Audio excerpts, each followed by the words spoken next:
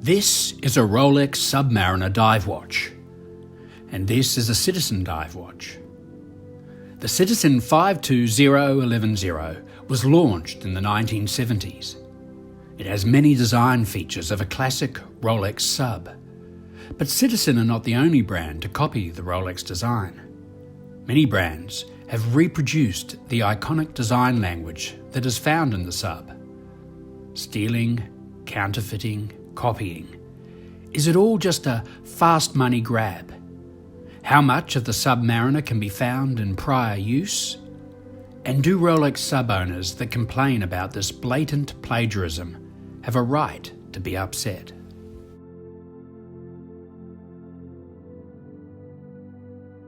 The Submariner and its copies form their own genre, a category of clones and lookalikes. They could even have their own chapter in the Book of Watches, titled Clone Wars. Rolex proudly advertised the sub as the reference among divers' watches. The Oxford Dictionary describes a reference point as something that can be judged and compared. The encouragement to compare means the sub and its homages are a bubble sitting inside the greater dive watch world. To put all this in context, it's important to understand the source material for the sub. The batten and dot markers are synonymous with the sub, but these markers had been used before. Here is a Waltham dial from 1946, and here a Vacheron Constantin reference 296 from the 1930s. Rolex first used the batten and dot on the turnograph before borrowing the design for the new sub. Blancpain were the first to add a rotating bezel to a dive watch, and for the first Submariner, Rolex simply repurposed the turnographed bezel that was based on the Longines Weems model.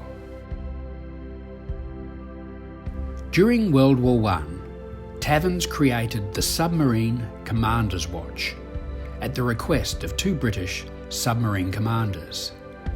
The watch featured luminous hands and numerals, a screw-in caseback, and a crown with a threaded inner stem for waterproofness. The dial is clearly marked Submarine. All this 36 years before the Submariner was launched. There was no originating genius behind the sub, but rather a more practical, copy and paste approach to build up the design. Watch companies want to sell watches and make money, but not all copying is at the low end.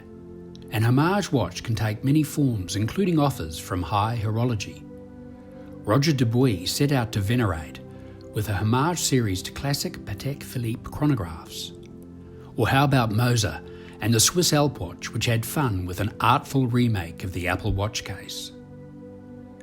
It was Picasso who said, "Good artists copy, great artists steal." And Quentin Tarantino said, "I steal from every movie ever made." In fact, within the art world, there is a whole movement called appropriation art. Appropriation in art is the use of pre-existing objects or images with little or no transformation applied to them. The use of appropriation has played a significant role in the visual, literary, and musical arts. In visual arts, to appropriate means to adopt, borrow, recycle, or sample from the human-made visual or musical culture. Without appropriation, this and this does not become this. It's not unknown that a copy becomes more than the originating design. The Sydney Harbour Bridge is more famous than the Tyne Bridge in England it is a copy of. Lego is a copy of a self-locking brick originally called Kiddicraft. And perhaps seeing the Mona Lisa in person might not be as good as quietly contemplating a reproduction. And how about Aretha Franklin's worldwide hit, Respect?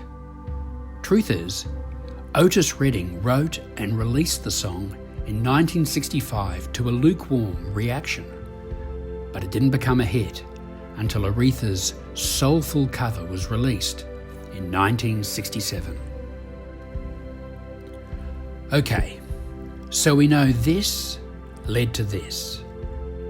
Both the Rolex and the Citizen exist in time and space, each telling a different story.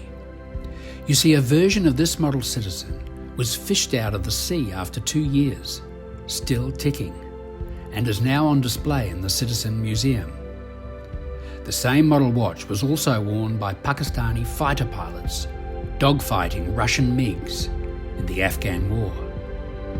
So now, the 510110 has its own myth story and a following among vintage Citizen collectors. Truth is, every watch, be it a sub or homage, once purchased, shares its journey through the life of its wearers, creating its own authenticity. So what does Rolex think? They are famously mute on the subject. Don't get me wrong, if you make a fake Rolex, you'll get a call from one of their lawyers faster than you can say deployment buckle. But make a homage, and you'll be left alone. Seems to me that one reason Rolex won't sue is that they would need to demonstrate loss to their business. Currently, Rolex have a waiting list for every sub they make. Hardly worth the call to their lawyers. So are Rolex sub-owners justified complaining about homages? There is no correct answer, but if they choose to get upset, that is their absolute right. The dictionary definition of homage is showing respect. An homage watch pays a kind of tribute or reverie. It offers veneration and high praise of the design. Rather than dilute the importance of the sub, each and every copy reinforces the iconic status that is the Rolex Submariner.